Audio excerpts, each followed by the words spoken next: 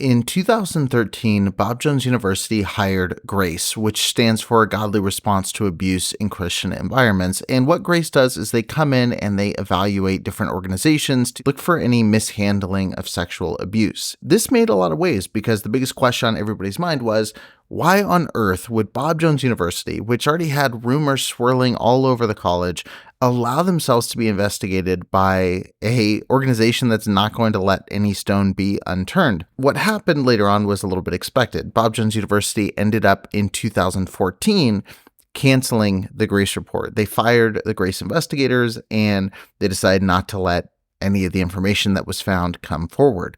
This did not sit well with different survivors, including the guest on today's show, Erin Burchwell. Erin made the difficult decision to come forward after the Grace report was canceled and share her name publicly and let people know what Bob Jones was actually doing. Yesterday, the university fired Grace, saying it was concerned about the direction this investigation was taking.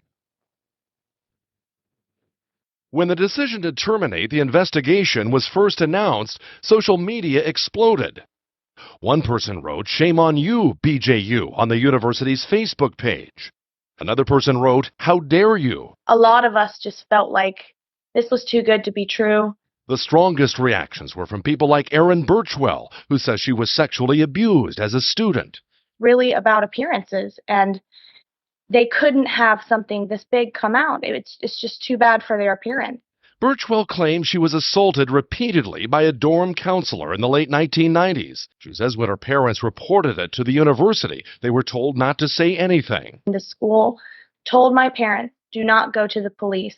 This will not look good for you if you go to the police. It's why more than 20 years later, Burchwell gladly participated in the Grace investigation.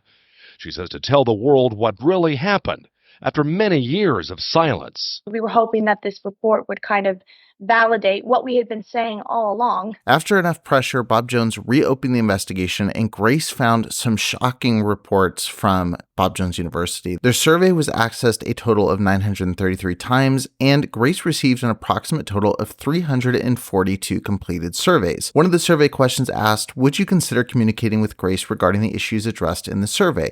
Of the 342 completed surveys, 127 indicated they did not wish to communicate with Grace further, and 215 said they wished to communicate with Grace again. When all was said and done, Grace had conducted and completed a total of 116 interviews. Of those, approximately 50 interviewees self-identified as victims of sexual abuse, and the remaining 66 individuals included interviews with current and former BJU employees, former students, pastors, counselors, family members, or other individuals having relevant knowledge of an issue arising out of the scope of this investigation. The findings of the Grace report were pretty damning for Bob Jones University. It showed that they did have a long history of mishandling sexual abuse, and Grace made several recommendations for Bob Jones University to make changes within their organization to make it a safer place. Most of these went completely unheard, and those policies and the programs that have enabled a lot of abuse through the years have not really changed at Bob Jones University. You can read the full Grace report in the link of the show notes, but for now, let's talk to someone who actually experienced it firsthand, Erin Burchwell. Erin, thank you so much for joining me on today's show. Thank you for having me. You're kind of on a new Bob Jones tour right now, doing a couple different podcasts. And you were just on the Surviving Bob Jones University podcast recently. And Andrew kind of got you back in front of me and kind of got the conversation kicked off again. So I appreciate him doing that. You have a lot of experience with the Bob Jones world. Take me back to the very beginning. Tell me a little bit about family life. Your parents were on staff there. Like, what was your kind of early childhood memories growing up around that world? Well, there is a lot to digest in general over this place. Many, many layers to it. So if you start at the very beginning, almost everyone that I know that was a faculty staff kid, they were actually born on campus because as a faculty staff member, you were paid extremely low wages. However, your kids got free tuition, college, you had meals provided, your health insurance was provided, and your retirement was supposed to be provided. And those were all great perks on face value. When you are there for a little while, you realize the healthcare is only through there at the time serving the entire student body, which was over 5,000 students, and then hundreds of faculty, staff, plus their children. They had 3 doctors, kind of 2.5 at one point, that saw everybody. You had to go to their doctors. You had to use their on-campus hospital called Barge. So if you want to start at the very beginning, for most faculty, staff kids, they were born on campus in Barge. Now, my mom got an exemption because she had a heart disorder or some sort of complication with her heart. And so I was born off campus. But as soon as your mom is ready to go back to work, you go into the Child Development Center there. And that's where you stay until you graduate from college. Yeah, it blew my mind hearing that most kids that are staff kids are born on the campus. Like I'd never heard that before hearing one of your interviews, and I was like, that's really interesting, and I didn't even know that was the thing at all. Right. And a lot of my friends, more than half, I would say, lived on campus. They had campus housing on back campus and the side near the print shop, the old print shop, and you lived on campus. And many people didn't have groceries in their refrigerator because all 3 meals were provided. Everything you needed was right on campus. The campus was almost fully self-sufficient. They even had a place for staff to buy gasoline, obviously meals. They had a dry cleaners. They had a post office box. They had everything was on campus. So a lot of kids never even ventured much off campus growing up. So my parents were fortunate. They invested in a house early on. They also worked a lot of side jobs on the sly because you weren't allowed to work other jobs. That was also part of the commitment to the organization. Right. So they got a house. So we lived off campus, which was nice. And we had meals at home, some meals at home. So that was nice. But I mean, essentially, as a kid, as a faculty staff kid, everything was dictated to you through your parents, but everybody followed the same dress code from 7th grade up. So I wore pantyhose in South Carolina, even in the summers from 7th grade on, long skirts. It didn't matter if you needed to go out to CVS in the middle of the night. You had to put on a skirt and a pantyhose. Dress standards, no movies. VHSs had to be PG or G, couldn't be PG-13 or above. What you listened to on the radio, there was only one approved radio station plus the classical station, which plays jazz on Sunday nights. So it was only during the week.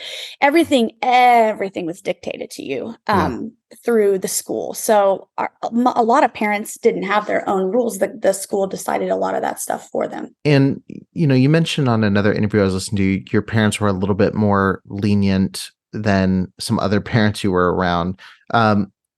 What does that mean as far as, was it just more open dialogue, conversation? Like, was there things that you were allowed to do that other kids weren't within that environment? Like, what was kind of the relationship there with them? So as campus parents, my parents were some of the liberal faculty who my dad had a choir on campus. And even when it was frowned upon to, socialize with students, he would have his choir over to their house off campus, my house off campus. My mom would cook. They had a white elephant gift party. My dad was fun. He kind of pushed the envelope at school. But the other side of that was we attended a church where my dad was also the music minister, which was way out there strict, like Duggar family looking strict, like lots of quiverful movements, long hair, all that stuff. And so we were allowed to do some things, but then the church kind of got more and more entwined in our lives as we got older. And so then while we might be able to do some things as we got older, there were fewer and fewer things we could do because of the church. So I kind of had a double whammy.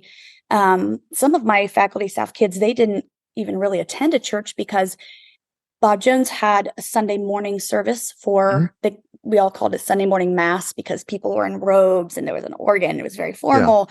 But everybody, including faculty, would go to the Sunday morning mass, all the students, and then you'd go to lunch, and then that was church. So a lot of people never even went to another church.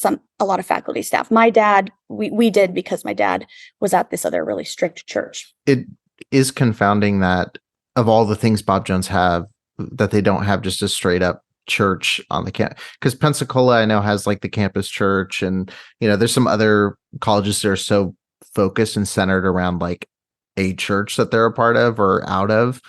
So it's kind of interesting. Like that's not a thing there. I'm not giving ideas to Bob Jones if they're listening, Right. But it's really weird that that's like the one thing they didn't have. And it was one of the things, when I was growing up, that was one of the things that people didn't like in my church about Bob Jones, is they were like, it's not out of a local church. So that was like, they were the more liberal college, they're like, you can go to like these good fundamentalist colleges. Bob Jones is a little bit more liberal, there's a couple different, it was interesting how that world is. But, right. You're obviously in a very sheltered environment. You've said on some other shows and other interviews that, you were not a big questioner, which is, there's really either two types of people. There's people that ask questions about everything, and the people that kind of just accept, this is where we're at. This is what we do. This is kind of how we move forward. As you got older and, and were growing up in this environment, did you have other people around you that were starting to question? Were you a defender of kind of the BJU kind of world?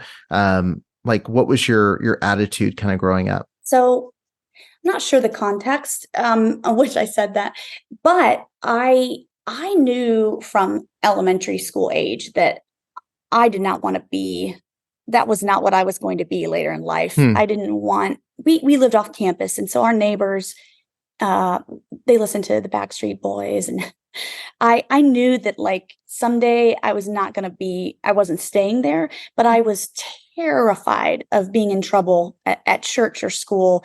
At church, they would hang church discipline over you, or they would publicly shame adults who had done something wrong immorally. So I was terrified of the church disciplining me, and then I was terrified of my parents getting mad at me because they were embarrassed, or the school getting mad at me, which would in turn get me in trouble with the church. So it was all connected. So I was a rule follower on the outside. I followed the rules and I didn't get in trouble, but I never fell for it hook, line, and sinker. I think some of my family did. My mother never fell for it hook, line, and sinker, and that's probably why I didn't. She would gripe about it from time to time. I don't think it's a big secret. It was more of my dad wanted to be there. So I followed the rules very closely just so that I didn't get publicly shamed.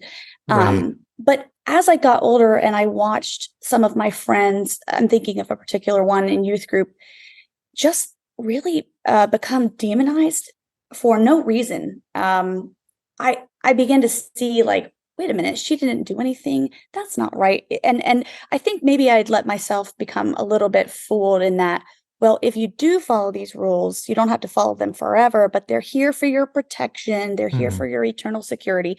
And the older I got and the more I saw, well, this person followed the rules and yet they're still on the outs. Then I questioned and pushed the envelope more and more. Gotcha. So the internal questioning was there. It was I'm not going to risk the swift hand of punishment that's going to come if I do question publicly. Right. And a lot of people still say online, and because it's an easy thing to type, I think, well, you had a choice where you went. And the thing is that some of us didn't have a choice. I guess you have a choice in anything. I guess that's true at face value. But as a faculty kid, if you had chosen to go anywhere else, including homeschooling, you couldn't even do that. Your parents would have lost their job. So the farther in the system you get, the more you think, I just need to stick this out because number one, my parents have been here 30 plus years. They'll lose their job if I go elsewhere. Number two, I'm going to be shunned by literally everyone I know. They keep you so busy. They keep you so entrenched in what they're doing that you don't really know people on the outside. All of my college was paid for. I would have literally been living on the streets. I had nobody I could have lived with. And that was the case for most of us faculty staff kids. So you really didn't have a choice. And I know that's true for people also in other youth groups and churches that are very entrenched in the Bob Jones hype, that you don't have any outside support. And so and you'll Yeah. literally be shoved out if you try to pick somewhere else. So I really, really don't. A lot of us didn't have a choice. Yeah. I'm glad you mentioned that because that is something that came up just recently in an interview. I think it was in the interview I released last week with Jessica Willis Fisher, but she talks about, people always saying you have a choice, but she said, oh no, she was saying about a belief system. And she said, well, you believe that. Why'd you fall for that? You shouldn't have put your trust in these people and done this. And she was saying essentially the same thing, which was, you can say that, but everything around me told me this was the only way. So like now you can't change the story and say, I had this other option, this other way to believe. And my friend Sarah from the A Little Bit Culty podcast talks about this, the idea of, yes, you can make a choice, but if everything in the environment is pushing you to that choice, is it really your choice? And I think this is important to bring up over and over again because I think of myself. I grew up, my parents were on staff at a church. I spent 7 days a week on campus. Everybody I knew was in that circle. Like it was very similar in a lot of ways. And, at the time that I started questioning, which some of that was sparked by the Grace report in a big way, but in the time that I was, really questioning, it's like, who else do I know? What leaders do I know outside of this world? What other adults do I know that aren't, are out of this world? And in that circle, it's so small where you're like, the idea of going to police versus going to your pastor doesn't even occur to you. Like that is the final boss in that kind of world. It's like, what does pastor say? And then it all filters down from there. So I'm really glad you mentioned that because I think that's important to hit on over and over again is that, yeah, you have a choice, but you really don't. And I think the way Bob Jones is structured, like you said, from the time you're born onward, if you're born into that world, the world's designed for you to stay. It's not meant for you to leave. And I think that's really good you brought that up. Now, all of this, there's a great irony too in that they want you, their mantra, one of their mantras is preparing you to take the word to the world, but they really don't want you to leave. There's a lot of pressure to stay for grad school, which then puts you in a faculty position, which then you have a family. And a lot of the faculty that are there now are just people I grew up with who have never left, maybe for a year for grad school. So it is designed to keep you there for sure. So you're on the campus, you've got all of these reasons to say, and all the things you listed, all the benefits of staying there, that kind of sounds like heaven on earth in a lot of ways. There's convenience. That's the appeal, right? There's the convenience, there's the hospital, there's food, there's, living there. And that environment can sound like heaven. But if things start going wrong and you find yourself in a position where I don't have anywhere to go, I feel trapped, heaven becomes hell very quickly. And, I know in your story very early on, you experienced grooming and abuse at the hands of a grad student from Bob Jones University. And it put you in an impossible position because you're sitting there in your teenage years going, I want to bring this up, but also, because of the teachings about men and women and because of this strict environment I'm in, am I going to be punished for what someone else did? Take me back to that time frame and kind of give me a little bit of detail about how that started and what your internal kind of monologue was through that process. There's a little bit of background, a couple things that are important. I'll try to give you the short version. It was over several years and there are all these factors. But so the church my parents were on staff at and I went to, it believed in courtship. Not everybody did courtship. And that's where essentially you go in group dates and then your parents pick someone that they think is a good fit and that you should marry. So that's the one little background bit. The other background bit is that my parents, they led a mission team. Dr. Bob III actually asked them to start it. They went into Russia the first year the first year they went, Russia was still the Soviet Union. It was 1991. Wow. And I got to travel on that from the time I was in 7th grade through college. So I have a lot of really great experiences with it. It was a lot of work. It was a lot of rules, wearing skirts all across Europe. But it was interesting, but the downside was my sister and I were around college kids nonstop all summer, dividing up into groups of just 2 to stay at people's homes, like not a lot of supervision, and we were very young. And when you combine that with the culture of courtship where you're always just looking for a spouse, for me, it became really toxic. So my parents, they essentially picked a guy. I liked the guy, but I was 15 and I think he was a junior in college. They approved of him. And so then that's who I went to all the on-campus dates with, and he came to the house a lot. And so we were dating, and that's who my parents wanted me to marry. So that was my sophomore year of high school. By my senior year of high school / freshman year of college, I was starting to realize I didn't want to marry him. He was the nicest guy in the world. I had no complaints. He's still a friend loosely. But I just knew I didn't want to marry him. And that was not an option. It was made clear to me that was not an option. Well, one of the guys who traveled on my parents' mission team a couple times, he was also a grad student preacher boy, kind of the big man on campus for a while. He was in the preaching contest. Yes, that's a real thing. He preached in chapel and he sang also. And so he was kind of the big man on campus. He was a friend of mine, and he groomed me. It was little things here and there, little, benign touching, and lots of written letters to me and spiritual counseling. And so my freshman year of college, I got to the point where I'd had tough conversations with my parents. I don't want to marry this guy. And they would say, but we're telling you we know best, and you have to obey your parents, and you'll be church disciplined if not. So I was confused in my own little freshman Bob Jones world, where nothing else was really important.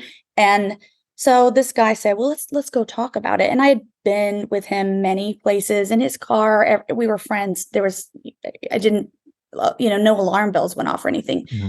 So he drove me to a park, kind of a secluded park, and we parked. And I was going to tell him kind of what was going on with my parents, and I started to cry. And the next thing I know, he was grabbing me. He was fondling me. He grabbed my head. He made me kiss him. I pushed away and I said, take me home. And we drove home in silence. He took me home. And that started a whole chain of events for about a year and a half, where he would write really eloquent apologies to me and say he was the worst human on earth. And he had he was a preacher, and he had a very good way with words. And he would say, I'll never do that again. Please forgive me. Essentially, I love you. He skirted around that, but many, many letters of this. And then I would go back because I did like him and I did want to date him. He wasn't the guy I was assigned to, yet he was a preacher boy. I thought my parents might eventually come around for him. And then the farther in this cycle I got, and the farther we got along, the more I thought, well, now I'm damaged goods and I've got to stick this one out. And so I put up with more than I should have put up with. And long story short, it all came to a head because he was dating his now wife on the backside of also doing all this with me. And I showed up into the dining common one day, and she had an engagement ring on, and she stuck it in front of my face, and I felt like the biggest idiot in the world. And after that, his dad was a real dynamite character in town, and with Bob Jones, he had some money, he had some influence, politically speaking, a little bit, and he was just a bulldog, and he was familiar with litigation, and he sent us threatening letters. He sent us registered mail and said that if I ever ran my mouth or talked about what happened, that he would sue us for slander.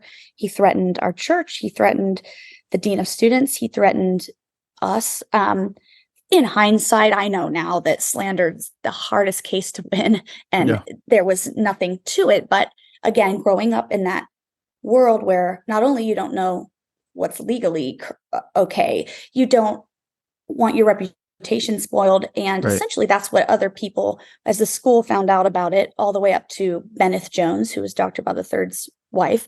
As school officials found out about it, they told my parents, it's best to not do anything. We've decided nothing should be done. They wrote it in these kind letters, but when someone above you tells you something as a kind suggestion, it's a hard, fast rule. You don't question that, and you certainly don't do the opposite. So everything is masked in these pieces of correspondence where you know what they really mean. And that, to me, I knew you knew Happy Shiny People was going to come into this conversation in some format. Yeah. That, I think, was one of my big takeaways from Happy Shiny People, was that, first of all, it's really triggering for anyone who went to Bob Jones. Secondly, when I watched it, I thought, when they used the term eye traps, I knew exactly what they meant. That was taught to us early on, but we didn't have a term for everything. Whereas I feel like Gothard was kind of dumb enough to put terms on things. Here's a glossary of things. Yeah. And Bob Jones was really sneaky in that they would circumvent, and they wouldn't record notes with, they wouldn't record meetings where they're talking about immodest dress. They didn't have, there's not a lot of evidence, like a hard, fast evidence to point to, because it's very sneaky. It's more dangerous. I mean, and again, looking between my strict church, who was more like the Duggars than perhaps Bob Jones, I almost have more respect for the church, because those women dress and do exactly what they're told. Whereas in Bob Jones, it looks like women have a say, but they really don't. Or maybe some of them do, but not all. So it's just sneaky. So basically, my parents were told not to fully believe me and to just, be quiet about it. Well, eventually the church found out, of course. And so they wanted to have a meeting, and this guy's parents said, we will only do it if it's in the middle of the night, because we don't want anyone to see us. They wanted him to be a big preacher in Greenville. And so we met at the church at midnight on February 13th, 1999. I know that date because I have the contract that they made us sign. They drafted a contract that night, and it said we met February 13-14, because again, we met at midnight, and everybody gathered, and they set everything up like a courtroom. And the point of the evening was to settle the matter once and for all, and sign a document that we wouldn't talk about it again. So the pastor was like where a judge would sit. There were two elders on either side of him. There were two tables across from him, my parents and me, and his parents and him, and then his fiance and her parents, who are also involved in the church. And we had this huge several hour long thing. They divided us into rooms at one time, passed a paper around because we couldn't agree on what to say. She said it was under the clothes. He said it was over the clothes. Didn't matter. They didn't want it anyway. So we all signed this thing, and were told not to talk about it again, under penalty of church discipline, essentially. So we all signed this paper, and then I didn't talk about it. I mean, there were a few friends I talked to, but I really didn't talk about it for, I did the math here, about 14 years until the Grace report came out 10 years ago. And that was a hard shift too, to say, don't talk about this, find a way to, wall it off in your mind and move on, and minimize it. And, and then, now let's talk about it in front of strangers. So that the Grace report was really great, but it was difficult for people, because, again, we were not just silenced by that one piece of paper. There were threatening letters mailed to us about not talking, letters that talked about Haman making his own gallows. One of the letters that was mailed, whoever took a picture of my photograph of my head, cut it out, and had me hanging on gallows. The school eventually destroyed that piece of mail, because they didn't want it out. So so in a nutshell, that was one of my experiences at Bob Jones that really really jaded me to the whole system, where I said, I'm getting through, I've got a year and a half, I'm getting my degree, and then I am out of here. And I took the first job out of state, and I've never looked back. Thank you for breaking that down. And I know that that's like 1% of the full story. And I appreciate kind of the overview and breakdown of that. And I think you mentioned a couple of things that are really important. And one of the big takeaways from what you just said, and you've mentioned throughout the episode, is like this feeling of pressure, an environment of pressure. And, it is interesting when you see a guy like a Gothard who says the quiet parts out loud, and he creates essentially a glossary and textbook on how to do these things. And then you've got a Bob Jones University that I think extends these olive branches of, look, we have this liberal arts program and we've got this, and we're allowing you freedom in this area. But beneath the surface, there's like these very nefarious messages that get pushed, and these feelings that are pushed out. And that's a lot easier to deny. It's a lot easier to ignore that as being their problem because they're not explicitly saying, certain things. But at the end of the day, you've got a Gothard where you're dying by explosion because it's so obvious. And then you've got a Bob Jones where you're dying by gas leak, where it's like, there's this vibe here that something's going to happen. And look, you grew up there. I have to know, when the Grace report happened in 2013, and you're faced with the decision, do I come forward and say something? I have to imagine at that point, you knew this was not going to go well, at Bob Jones. I don't imagine you were under the idea that like, they were really flowery and kind with their wording. If I come out and say this, they're going to embrace me and it's going to be okay. Like, was that your feeling, or was it oh my God, I'm about to undo any goodwill that I have with this organization and all of my friends and all of my family and everybody that exists within this network, essentially? So kind of yes and kind of no. Right like 2 years before the Grace report started, everything came to a head up here in Columbus with the Bob Jones affiliated church that we went to. So out of college, interestingly enough, when there used to be a book, I'm sure there's like a drive now or something online. But when we graduated from college back in early like 2000, 2001, my husband and I, there was a book that had by state every approved church in the nation. And when you were looking at taking a job, a good graduate was supposed to look at the city where they were going and make sure that there was a BJ approved church there, because it was more important to have that than the job. So, I mean, I know people to this day who still live in cities where a Bob Jones church is solely because that's where the church is. They've been offered better jobs, but it's more important to them to live near and be in a church for accountability that's Bob Jones approved. So in the city of Columbus, Ohio, there were only 4 approved churches in the Columbus area, which makes me actually laugh out loud now. But, at the time, one of them was the school my husband grew up at, and one of the church that my husband grew up at, and one of them was the church associated with the school that he grew up with. So we were safe in moving back to where he lived. But to make that story also short, we went to this one church, Bob Jones related. I wanted out of fundamentalism as soon as I graduated. I was out the door.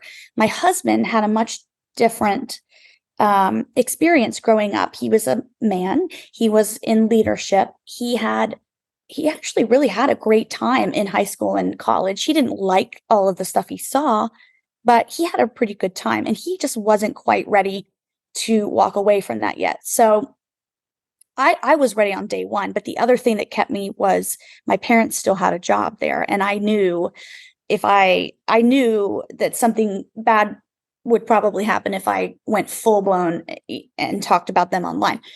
So those two things were kind of holding me back. And then 2 years before the Grace report came out, things came to a head with the pastor here, the local Bob Jones pastor here. He was not the pastor when we were at the church. However, he came up and took the church 500 miles away from Greenville and happened to be literal best friends with the guy who did all that to me in college. So he moved up and became our new pastor. I remember the day my husband remembers it too, and some other people at the church, the day they announced his candidacy, I went to the basement of the church, and I think that was my first panic attack that I've ever had, because I knew it was such a big deal when it happened. I knew what are the odds of me moving to Ohio? And Yeah. then here it is again. I had started over. I had a good reputation at this church and school. I started a drama program. I had loved my students, and here we go again. And sure enough, it became a huge problem. And this guy said, I'm going to bring him up, my friend up from Greenville. He's going to do a family seminar.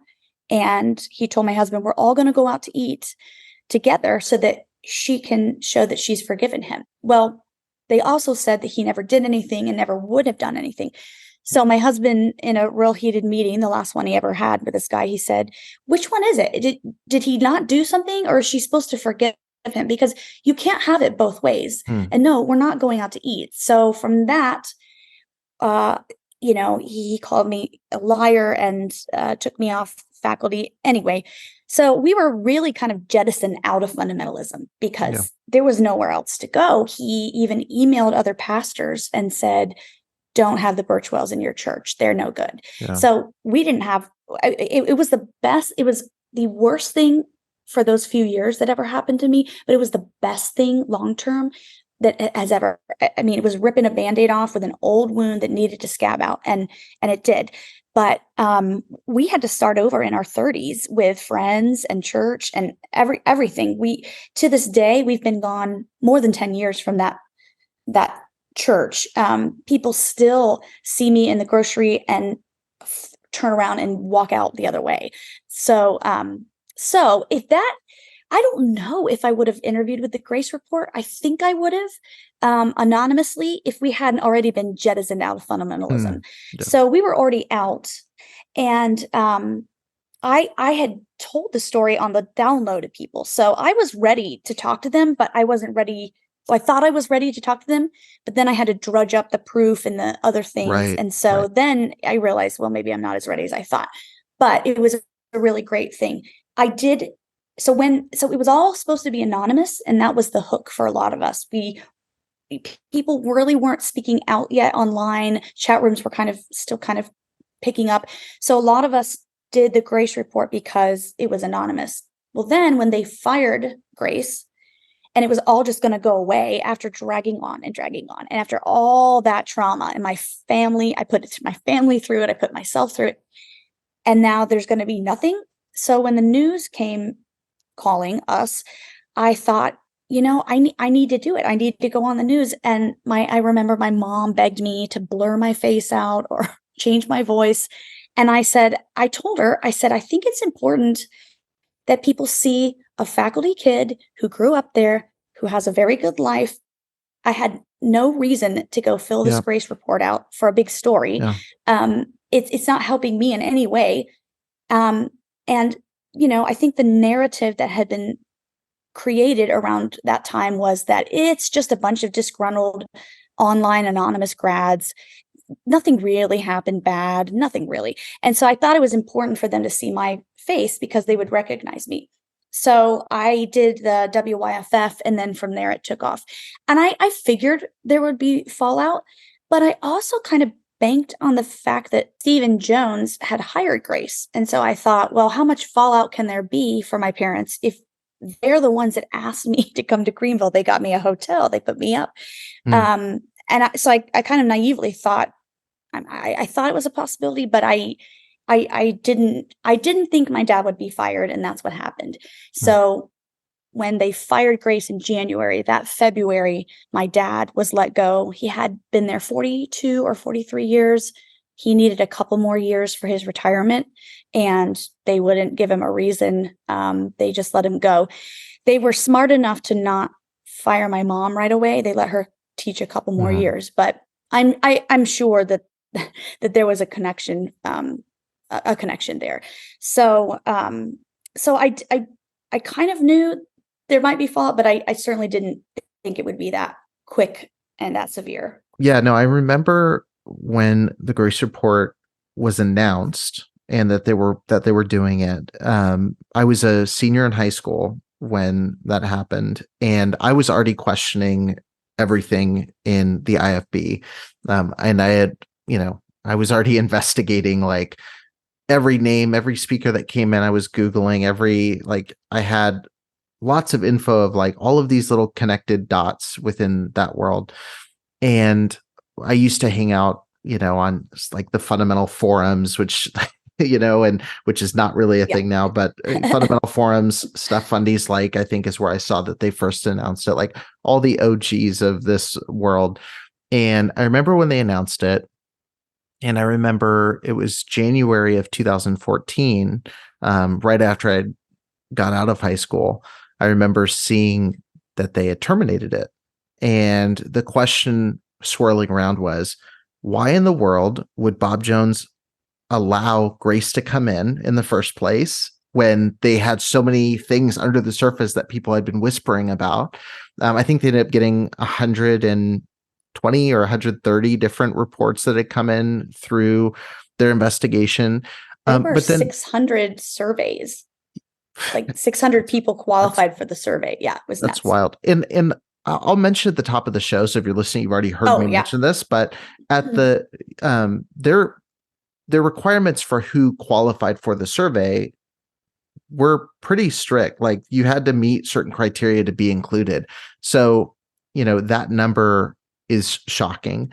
And then you're reading through the report and you're seeing everything is being handled the exact same way. And this is a survey that I mentioned when I was talking with Andrew Pledger on the Surviving Bob Jones University podcast. Like, for an organization and for a denomination that calls themselves Independent Fundamental Baptist, all of these churches all over the country handled these cases the exact same way. Like, there was no independent thought in how to discuss these. But speaking to the Grace report specifically, making the decision to come forward, then seeing it get stopped, suddenly, and this is over, and okay, I've gone through this, my story's not going to get out there, to then applying the pressure and saying, we're going to share our stories anyway, and we're going to come forward.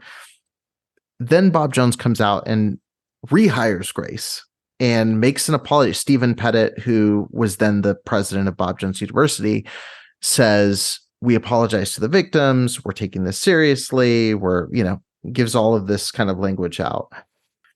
When that apology is made, what are you feeling? Do you feel this is sincere? Are you hopeful? Do you feel like, yeah, right, this is just a safe face now? Like, what was the emotion in seeing that? Because there's so many mixed stories about Stephen Pettit and the response. And like, that's when Bob Jones changed, was like the big narrative for a long time. Like, what was your thoughts when that first happened? Well, which apology are we talking about? He gave two apologies. One caught a lot of us off guard. It seemed sincere. It was a real, I'm sorry, and we will do something. And then later he got up in chapel, I believe it was after the report was out for everyone, and said, he amended the apology and said, if you feel as though we underserved you, then we're sorry, which is the biggest non-apology I've ever heard. If you feel we've underserved, I mean, that's a lot of clauses in there. So I was genuinely surprised when he sounded genuine.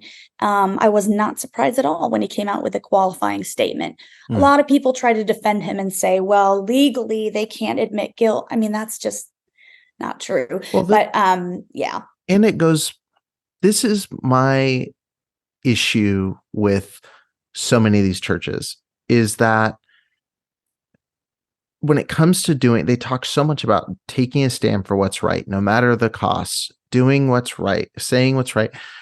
And there's so many situations where like there's the legal thing to do and the legally smart thing to do. And there's like to borrow their land, the righteous thing to do, the moral thing to do. And like, at the end of the day, beyond being an institution or a corporation or a business or a, education, whatever you want to call them, they claim to be a Christian organization that holds to moral values. And so even if that meant we'd have to pay an extreme amount of money, which, whatever the penalty would be for them, or they were open to lawsuits, or they open to a purely moral organization would open themselves up to whatever will come in order to do the right thing. And so I don't buy that answer. And I know you don't either. I'm saying this more to those listening who might be asking that question in their mind. Like, well, they're an organization. They have to worry about this first. They need to worry about their board. And yes, I understand those obligations, but not in the face of what's right. And I think it's a slap in the face to survivors who put themselves at extreme risk of all of the above to share their stories. And so, yeah, I never buy that answer. And I think it's an easy thing to say, hey, we need to talk to our lawyers first, which I advise. Yeah, talk to your lawyers. But at the end of the day, do what's right, not what's legally most effective for you. Right. Well, if they wanted to be most correct legally, then they would have made at least one or two changes on what was suggested to change, but they didn't do that. Yeah. And to take that whole theory that you just said even a step further, those of us who've come forward and are speaking out the truth, no matter how hard it is, we're the villains. And it's just so backward on so many levels. I don't want to just talk about Steve Pettit for the entire conversation, but he's such a fascinating piece of Bob Jones lore at this point, because I think for many BJU alumni, he was heralded as like the voice of change, and he's the voice of reason. And he was more from the MacArthur world. So like, it was like, he's going to be a little different, which is so funny because it's so similar, but he's going to be a little different. He's more understanding. And a lot of people marked him coming. And even at the time of the Grace report, the Grace team being rehired, it was like, look at him, he's making changes. And then you have him there for a while, and then eventually he resigns, or is pressure, or whatever happened just in this last couple months, like, and largely over him wanting to enforce Title IX policies and lots of other different strange things. Like, looking now, what's your kind of perspective on him as a figure within that world? And do you just think it's too messy to even know what the truth is at this point? You could have asked me before he took or after. I would have had the same answer. I feel like I'm a little bit puzzled as to why people have turned him into a hero. But the first thing is, everyone's pretending as though he was some big bastion of change. He changed the skirt length. He's changed the volleyball shorts. He changed the music. But the same dean of students, dean of men, all the procedures, none of that changed. The fear of coming forward after you were being raped by a Furman team, that didn't change. That happened in 2019.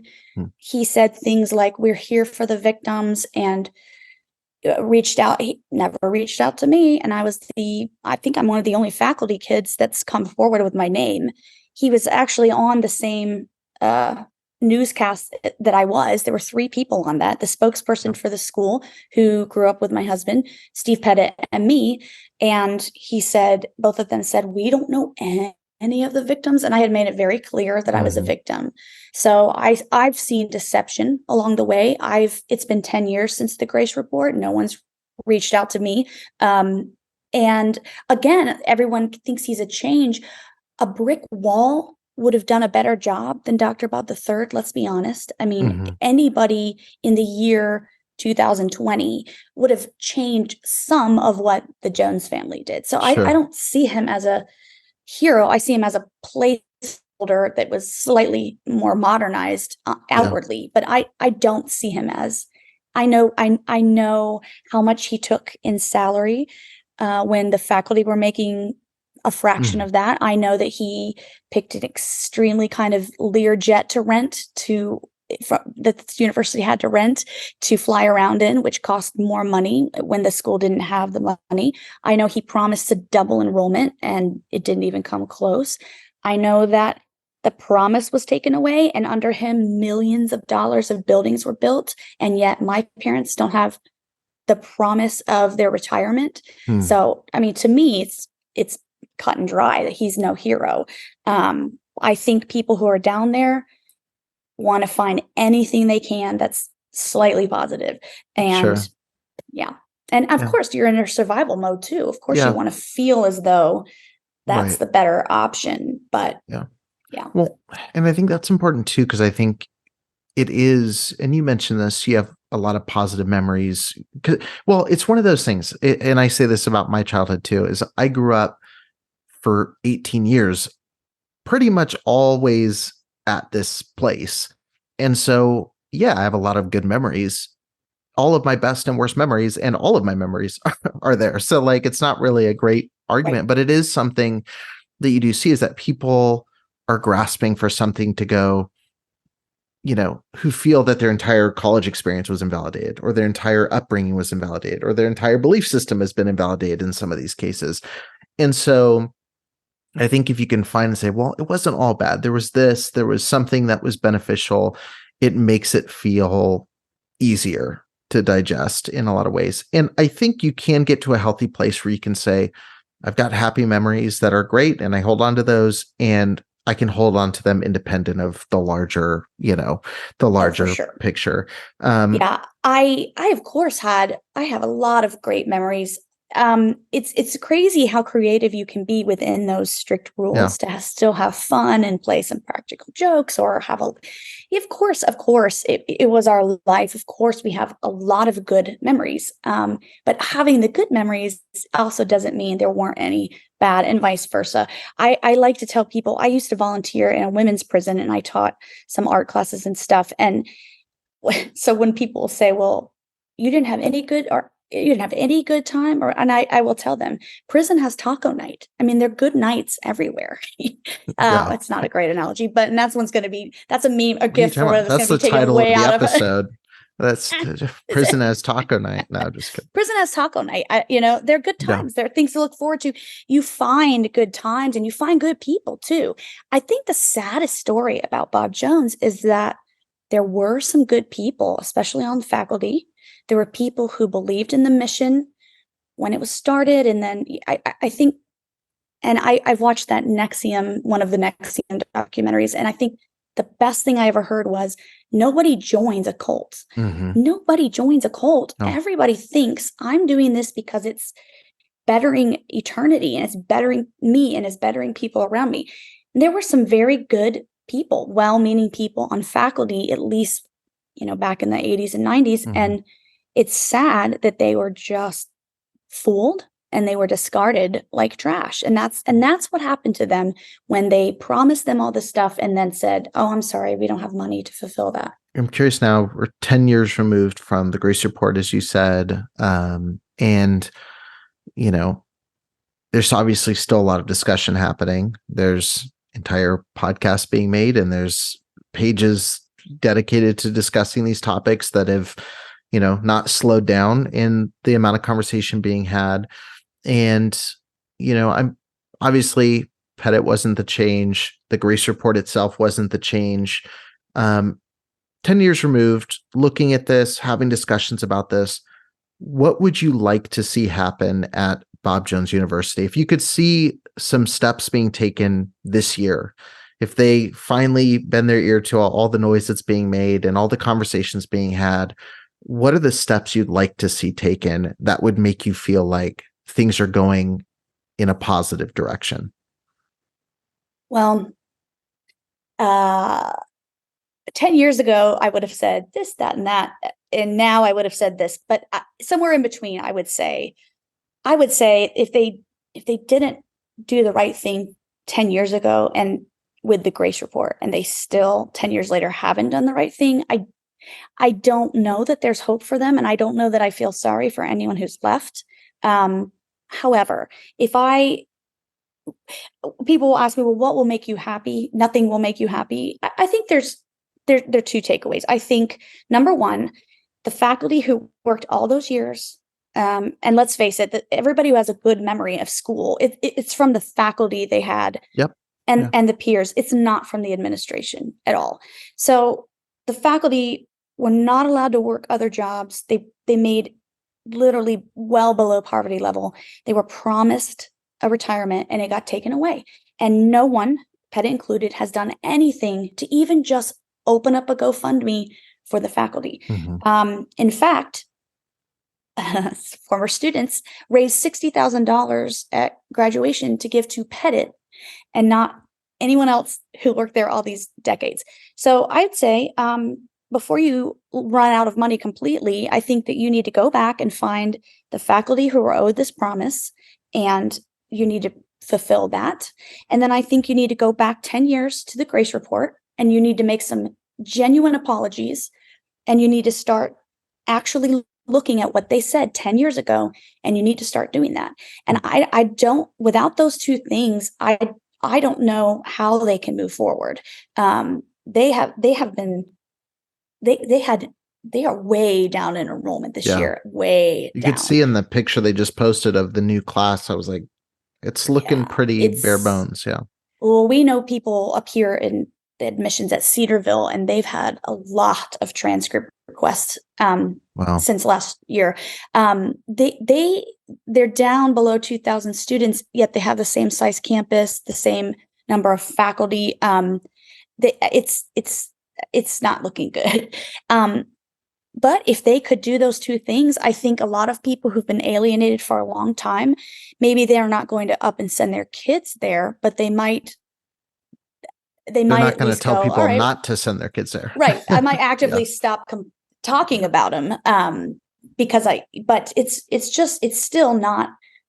Just last week, I had 2 different friends tell me about some horrific things that happened to them on the campus in around the years 2012, 15. That's not that long ago. And it's not changed. It's not changed. So I think those 2 things are the big sticking points that I would have, coming as someone who grew up there and have parents who are part of those decisions. Yeah. Yeah. It's so funny is not the right word, but it's so funny. Like in all these conversations, so I'm like, what would you like to see changed?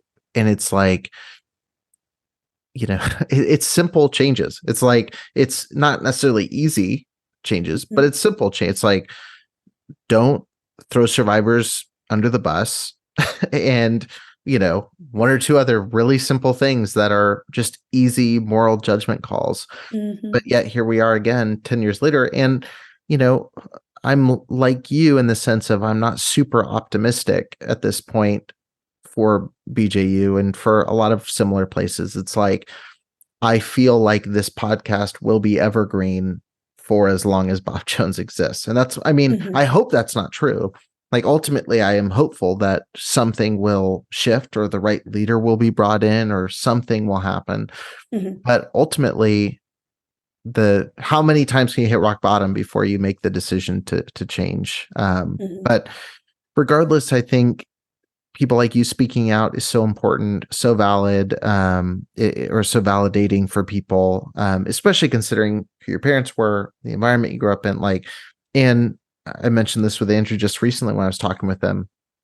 It is people who have every reason to love these environments, whose parents were such a crucial part of it, who were the people that were following the rules and doing the right things. Like, it's not usually the disenfranchised, bitter kids that are speaking out. It's the people that loved the idea of something that turned out to not be what it said it was. And I just think it's really important that you keep telling your story. I think it's validating for people that have been through it. I think it's going to encourage other survivors to come forward. And I think, while I don't have hope for it to change some of the larger institutions like Bob Jones, because at a certain point it is a machine, I do think there are smaller organizations that can take lessons from these and really learn to do the right thing. So thank you so much for joining me and for coming on. Is there anything you want to add before we close out the episode? No, I would love to see somebody sometime do a podcast of funny stories from these places, because I got a bunch of those too. we did I should at some point do something like that. I did a thread one time, and I think it was like weird. What was the worst or the dumbest rule or dumbest thing you got demerits for? And that blew up with so many weird comments. I bet that would be a fun episode. We have so many. We did have a lot. You get it's kind of like back to the, I don't know why I'm comparing everything to prison today, but it's kind of like the creativity comes out of boredom thing. Yeah. Like the more rules you're given, like you can only use a box, The more creative ways to break you it. get. And Yeah. we had hilarious, very elaborate practical jokes, and like we'd film whole movies, like and we had some really funny times, because again, that was all we had Yeah. was each other and the funny stuff. So yeah. Well, I just see so many Survivor podcasts now. I'd love to see. Obviously, I love that, but like something that's like funny about it all too. There is funny parts. Yeah, it would be a fun one to do at some point. I'll have to do I'm bugging that. Andrew too, so yeah. Yeah, it would be a lot of fun to do that. So I'll have to bring you on when we cover that and go over it. Okay. There's a lot of weird, like, strange stories. I actually talked to, you might know him actually. I may have to end the podcast at some point and just drop an outro. So if you're still listening, sure. And I left it in. Do you know? Oh my God, do you know Nick Matthews? How old is he? Because I'm in my 40s. He is probably 30 something, but his parents were on staff at Bob Jones. Oh, Matthews. Okay, not John Matthews' son. No, he's like way up. So I interviewed this guy. So it's total aside. So I have a film podcast that I do. That's like my happy podcast that I do in addition to this podcast that makes me want to rip my hair out half the time. So, so I was interviewing Nick Matthews, he's a cinematographer. He just did the new Saw movie, and I was interviewing him, and we're talking, and he's going, yeah, I grew up. I said, just give me background. He said, I grew up in a very like fundamentalist Christian home. And I was like, interesting. That's pretty interesting connection. And he's like, in South Carolina. And I was like, ding, ding, ding. Yeah. I'm like, it has to be Bob Jones. And so he keeps talking. He's like, we were really strict. He's like, you don't understand, man. We had the TV guardian that bleeped out bad words. Couldn't watch anything that wasn't PG. And I was like, oh yeah. And then I said, was it Bob Jones? He's like, yeah, it was Bob Jones. He's like, my parents were on staff there. No one wants to say it. Nobody says it. No, and he felt like he was trying to explain it in like a this was super weird. And he's like, my mom was a literature teacher, or my dad was a literature teacher at the school, and my mom was something in the faculty. And he's like, so we had a little bit. Do know him. Yeah, so it was just super interesting. It came up, but we were laughing because then I was like asking about his first jobs. He's like, I didn't tell anybody for the first 5 years I was in LA, but I worked at the Creation with Ken Ham. And I was like, man, you checked all the boxes. But anyway, I say all that to say, it was really funny because he was talking about the first time he ever watched, what was the movie? It was some movie, because we were talking about catching up on like R-rated movies we'd never seen, like big movies, and he said anything 80s, yeah. And he said the first time he'd watched, I wish I remember what it was. I'll drop a clip in here, but he said the first time I watched some movie, we were snowed in at the Creation Museum, and me and a buddy who were in the film department were like just watched it secretly, and I was like, it's stuff like that though that's so funny. That's like such a unique, like Jaws or something like. I forget what it was, but that's so funny. Anyway, but yeah, it was really funny because it was like I didn't know at all. I just booked the interview because I was like wanted to talk to him, and then it was like small world. What an interesting connection. Funny. But well, I keep saying we need to do a Mystery Science Theater with the Bob Jones movies because they're so terrible. We mentioned Sheffy on the episode. They're so terrible. I mean, they're just begging for some little puppets to like mock them. This is true. When we were little, we weren't allowed to watch anything. My parents weren't. There was a man who lived off campus who had his own little Blockbuster, but it was Christian. He would take VHSs and he would watch them, and he would black out the nudity or the even like bathing suits, and he would bleep out the bad words, and you could go check out 2 at a time from him, and that was okay. And then he wound up getting. The story was he wound up getting sued later because you can't just edit out a Hollywood film. But yeah, we could go. My dad, more liberal families could go and get a movie, and then our church put a stop to it because they said, well, he had to sit there and watch all the bad He's stuff. probably selling the stuff he spliced out to college students for extra. So, that's so funny. We're totally on a different conversation here, but there's a documentary called, I think it's Clean Flicks Clean. Oh, I gotta Have you watch seen that. it? Yeah. Oh no, but I love documentaries. It's heavy, and I think for anybody's listening, it gets dark and heavy. I mean, you're listening to this podcast, so there it is. And then I think if you are averse to nudity, I think there's nudity in it because they used clips from movies. So just those two warnings. You get your fundamentalist warning, there's nudity, and then you get your trigger warning for. But this guy was out of Utah.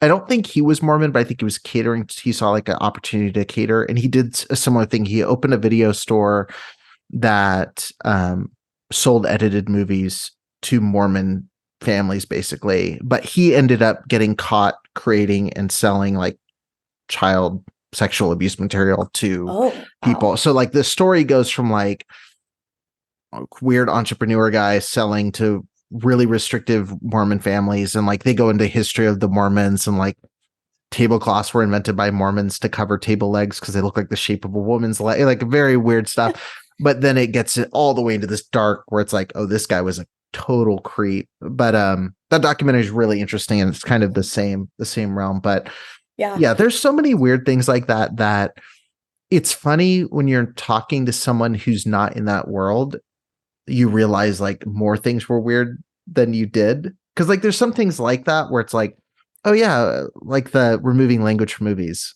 And then like I tell people about the TV Guardian, and like, oh, whenever someone said crap in a movie, it said crud on my screen. It's like that stuff's weird to explain. And then someone's looking at you like, golly, we couldn't say gosh or golly or oh my goodness, because that was just substitute words. So yeah. I mean, yeah. Whenever we'd say, oh my gosh, my youth pastor would say, I'm not your gosh. I was like, just stupid stuff. But anyway, well, if you're still listening and you haven't just been like, what's going on? Thank you for listening to this episode. And I do think it's important to talk about, again, like I said, and I do think even the funny memories, it's good to like, I don't know. It's always good. I'm so far out at this point. I'm like 10 years out of this world, which is crazy to exactly 10 or no. Yep. I'm like 8 years out of everything, but close enough. But it's still, there's something nice to sit down with somebody that understands that world and talk about it. So thank you for coming on. I hope this isn't the last time we talk. If we do an episode like we talked about, I'll make sure I give you a ring and we can chat about it. Thank you.